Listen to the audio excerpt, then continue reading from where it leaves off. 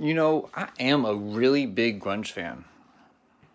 And I used to kind of be into punk a little bit back in the day. Maybe like some Green Day, and that sort of. There's a lot of pop up bands that came out for like a year in the punk era, and then they just disappeared, including Green Day. But so what is the meaning behind Alice in Chains? I actually know what it means, and this came from Lane Staley himself. Alice in Chains. It was 4 guys from Seattle. It's a Seattle-based band. And it was 4 guys trying to form a band. And they were all supposed to dress in drag, like girls, right? Long hair, dress like girls. That was kind of like a thing in the 80s, late 80s, to kind of look feminine. That's why I said in my last video, being gay was something different than it is nowadays. Being gay was more accepted back then. Believe it or not, it is what it is. And I hate that saying, by the way, is what it is. It is what it's not, okay? No, but seriously, being gay in the 90s was a different thing altogether. You could make gay things and you almost weren't perceived as gay. You know, even Eminem made gay references on his tracks, on his records. It wasn't like people stopped listening to him because he made these references. Nowadays they would. Nowadays they would just shit on Eminem if he made one gay reference. One. If he said the F word or the G word or the L word or whatever the hell, he would just be shut down nowadays. I mean, we're talking 20 years. Just, that's it. Or we're talking about 30 years.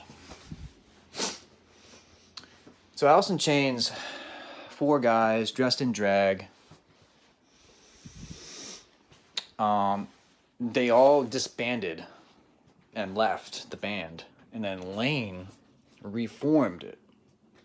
He found some new guys, took the old idea, implemented it into a new group of guys, and I think the whole dressing in drag thing kind of dissipated with the times, you know? It was just cooler to dress like a punk and to, you know, be anti-capitalist and anti-businessman and all that junk.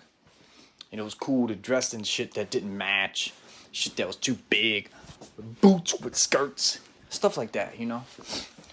And so Alice in Chains.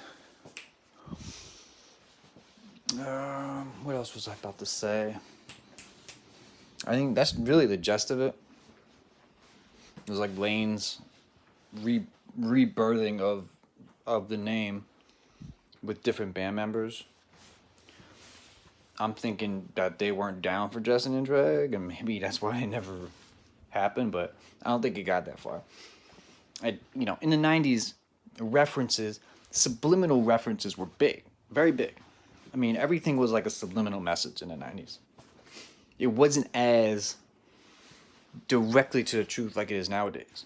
Nowadays, people got the internet, they got phones, text, information just spreads like that, and all of a sudden you got somebody saying something dishonest, and within seconds, maybe faster than that, it's like it's uncovered to be false. Certain subjects, right?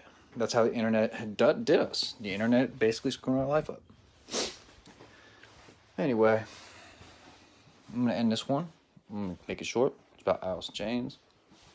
Peace.